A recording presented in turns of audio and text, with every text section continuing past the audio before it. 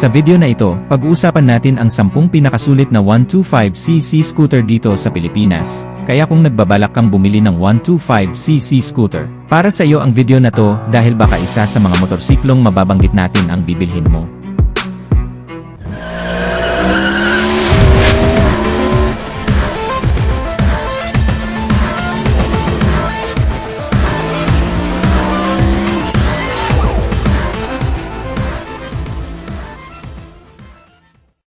Number 1 sa ating listahan ang SYM Jet 4 RX 125, isang bagong scooter na kakalabas lang din dito sa Pilipinas noong nakaraang taon lang. Sobrang advanced din ang mga features nito at napakaganda rin ng kanyang disenyo. Modern ika nga. Pagdating sa makina nito, ito'y 124.6cc, air-cooled, 4-stroke, 2 valves, single overhead cam, single cylinder, at ito ay electric fuel injected. Ang maximum power nito ay 8.4 kilowatts at 8,500 RPM with a maximum torque of 10.3 Nm at 6,500 RPM. At dahil ito'y electric fuel injected, matipid na ito sa gasolina, kumukonsumo lang ito ng 45 to 50 km per liter, at malaki rin ang kanyang fuel capacity, 6.2 liters. At ang maganda sa kanya, nasa harapan ang kanyang fuel tank, kaya kung magpapagasolina ka, ay hindi mo na kailangang buksan ng upuan. Malapad din ang kanyang footboard, kaya marami kang mailalagay dito sa harapan, malalapad din ang kanyang gulong. Sa harapan ay 110/70/12, sa likod ay 120/70/12 at naka-tubeless na ang mga ito. Ang kanyang braking system ay naka-disc brake sa harapan, at naka-drum brake sa likuran, at ito'y naka-CBS, or combined braking system. Sa suspension naman ay telescopic fork sa harapan, at sa likuran ay naka-single shock, at masasabi kong hindi pangkaraniwan ang disenyo nitong SYM Jet 4 RX 125 na ito. Naka-fully digital display ang kanyang instrument cluster, naka-full LED ang mga ilaw at maganda ang kanyang disenyo. Nagkakahalaga naman ito ng 79,900 pesos. Number 2, Kymco Like 125 Italia. Ang Kymco Like 125 Italia ay isang classic scooter, madalas pa nga itong maihalintulad sa mga Vespa. Pagdating sa presyo nito, ito ay nagkakahalaga ng 92,900 pesos, at ang makina nito ay 124.6cc, air-cooled, overhead cam, 4-stroke, 2 valves, single cylinder, at ito ay naka-carburetor type. Ang maximum power nito ay 8.5 kilowatts at 7,500 RPM with a maximum torque of 10.4 Nm at 6,500 RPM. At kahit naman ito ay carb type pa rin, matipid pa rin ito sa gasolina, kumukonsumo lang ito ng 40 km per liter at malaki ang kanyang fuel capacity, 5.5 liters, at ang maganda pa sa motor na ito, napakalapad ng kanyang gulong. Ang sukat ng kanyang gulong dito sa harapan ay 110/70/12, sa likuran naman ay 130/70/12. Pagdating naman sa preno, naka-disc brake sa harapan at naka-drum brake sa likuran, at sa suspension naman naka-telescopic fork sa harapan at naka-dual shock sa likuran. Dahil classic scooter ang motorsiklong to, hindi ito naluluma. Sa katunayan, habang tumatagal nga ang mga classic scooter, mas lalo itong gumaganda sa paningin ng mga mahilig sa classic scooter. Number 3, Kiwi X-Speed 125. Kung pagmamasdan mo ang hitsura ng motorsiklong to, hindi ka maniniwalang 64,900 pesos lang ang kanyang presyo. Napaka-modern, naka-LED lahat ng kanyang mga ilaw, naka-digital din ang kanyang dashboard, at napakaganda ng kanyang forma, modernong-moderno talaga. Pagdating sa makina nito, ito'y 124cc, air-cooled, 4-stroke, 2 valves, single cylinder, single overhead cam, at ito ay naka-carburetor type. Ang maximum power nito ay 6.3 kilowatts at 7,500 RPM with a maximum torque of 9.2 Nm at 6,000 RPM, at kahit carb type lang din ang motorsiklong to, matipid pa rin ito sa gasolina, kumukonsumo lang din ito ng 40 to 43 km per liter. Dahil na din napakagaan lang ang kanyang timbang, 97 kilos lang.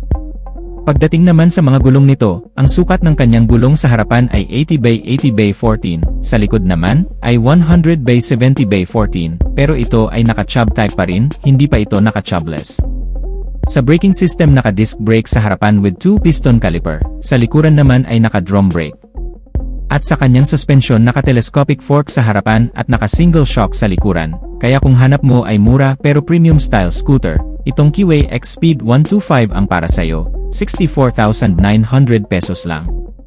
Number 4, Suzuki Bergman Street 125AX, the maxi scooter you can afford. Yes, dahil isang maxi scooter na 125cc ang Suzuki Bergman Street na ito. At sa disenyo nito, hindi mo mapagkakamalang 125cc lang ito, dahil maxi scooter talaga ang kanyang pormahan. Pagdating sa presyo nito, ito ay nagkakahalaga lang ng 92,400 pesos. The max scooter you can afford. Pagdating sa makina nito, ito'y 125cc, air-cooled, 4-stroke, single-cylinder, single overhead cam. Fuel-injected ang maximum power nito ay 6.3 kilowatts at 6,500 RPM with a maximum torque of 10 Nm at 5,000 RPM. Sa mga gulong nito sa harapan ay 90x90x12, sa likuran ay 100x80x12 at naka-tubeless na ang mga gulong nito. Sa preno ay naka-disc brake sa harapan, naka-drum brake sa likuran, sa suspension ay telescopic fork sa harapan at naka-single shock sa likuran at sobrang fuel efficient na ang motorsiklong to. 52.6 km per liter ang kanyang fuel consumption, sobrang tipid niya sa gasolina kaya perfect na perfect talaga sa pang-araw-araw at malayo ang biyahe. Malaki rin ang kanyang fuel capacity, 5.5 liters, kaya siguradong malayo ang mararating mo sa isang full tank mo. Panglima ay ang Yamaha Mio Gear 125. Ang Yamaha Mio Gear 125 ay nagkakahalaga lang ng 79,400 pesos at parami na rin ng parami ang tumatangkilik sa motorsiklong to dahil bukod sa abot kaya ay napakaganda rin ng kanyang porma. Pagdating naman sa makina nito, ito ay 125cc, air-cooled, 4-stroke, single overhead cam, 2 valves, single cylinder at isa sa pinagmamalaki ng Yamaha sa mga scooter nila ay ang Blue Core technology. Meron itong Blue Core technology at ito ay fuel-injected na rin. Ang maximum power nito ay 7 kW at 8,000 RPM with a maximum torque of 9.6 Nm at 5,500 RPM. Ang fuel capacity nito ay medyo maliit lang, 4.2 liters, pero dahil ito ay fuel-injected, matipid din ito sa gasolina na kumukonsumo lang ng 45 to 50 km per liter. Pagdating sa mga gulong nito, sa harapan ay 80x80x14, sa likod ay 100x70x14 at naka-tubeless na ang mga gulong nito. Sa braking system naman ay naka-disc brake sa harapan, naka-drum brake sa likuran, at sa kanyang suspension ay telescopic fork sa harapan at naka-single shock sa likuran. Anyway, meron itong dalawang variation. Ang is version na meron ng stop and start system at merong answer back system. Ang pang-anim natin ay ang TVS Torque 125 Race Edition, isa ring modernong motor na galing pa ng India. Pagdating sa presyo nito, ito ay nagkakahalaga lang ng 80,900 pesos. Pagdating naman sa makina nito, ito ay 124.8cc, air-cooled, 4-stroke, 3 valves, single cylinder, single overhead cam. Ito ay fuel-injected, ang maximum power nito ay 7 kW at 7,000 RPM with a maximum torque of 10.6 Nm at 5,500 RPM. Naka 3 valves na ang motor na to kaya malakas ang arangkada nito. Actually sa India ginagamit ang motorsiklong to sa racing, naka-tubeless na rin ang mga gulong nito.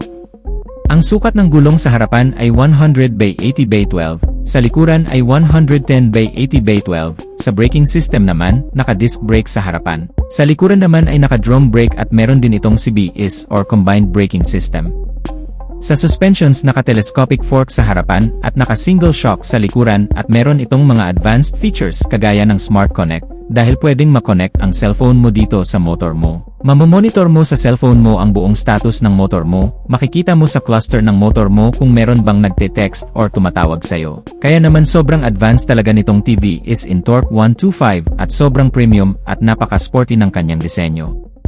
Ang ating pangpito ay ang Suzuki Avenis 125, isang maskuladong sporty scooter na maipagmamalaki mo rin. Pagdating sa presyo nito, affordable lang din dahil 80,400 pesos lang.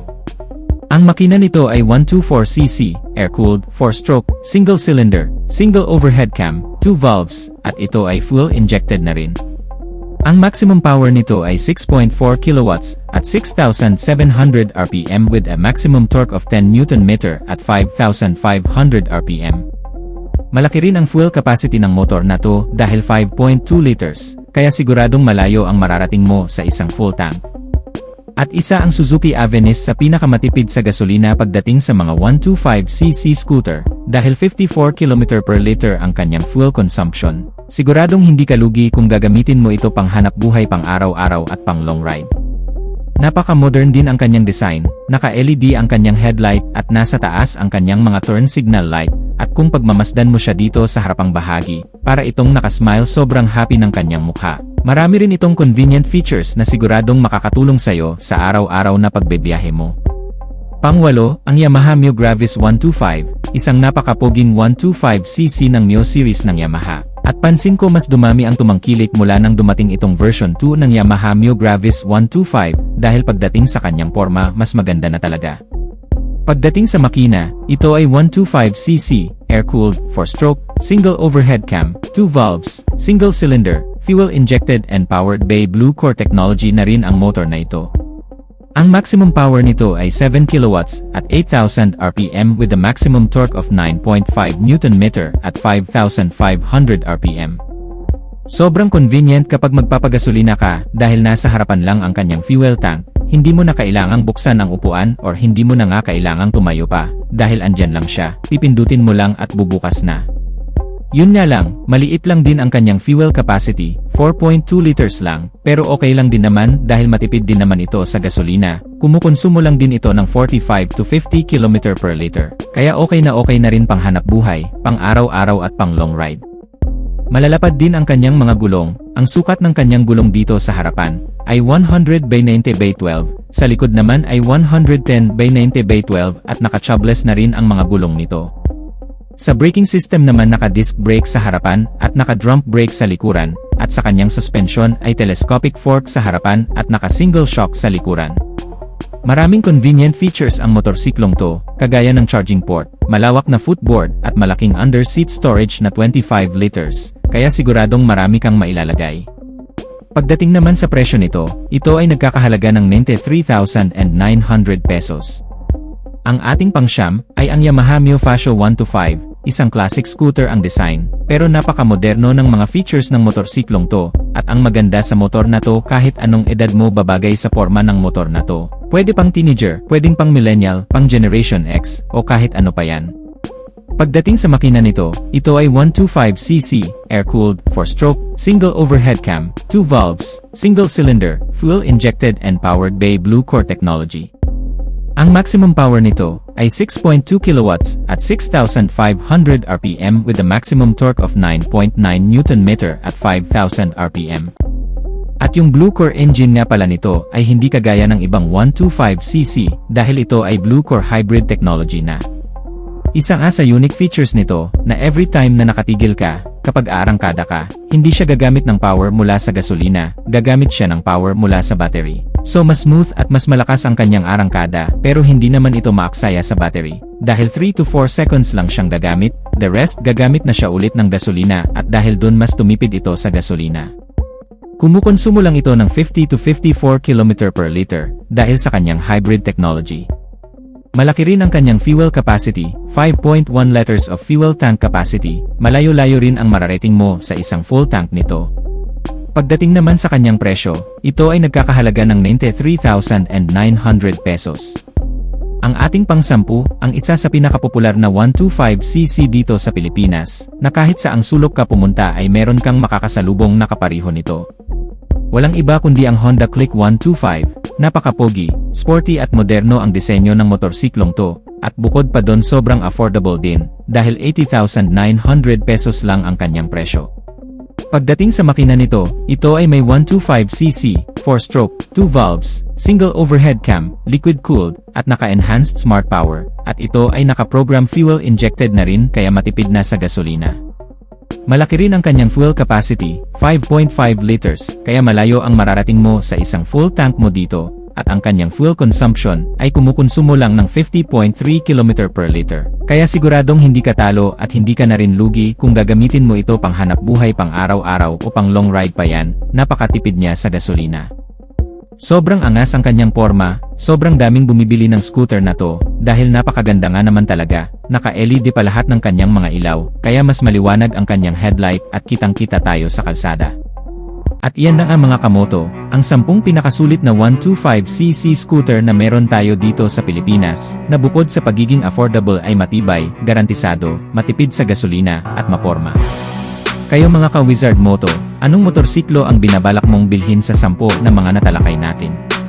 Mag-comment lang sa baba, at kung nagustuhan mo naman ang video natin ito, ay paki-hit ang like icon, at kung bago ka pa lang sa ating channel, huwag kalimutang mag-subscribe.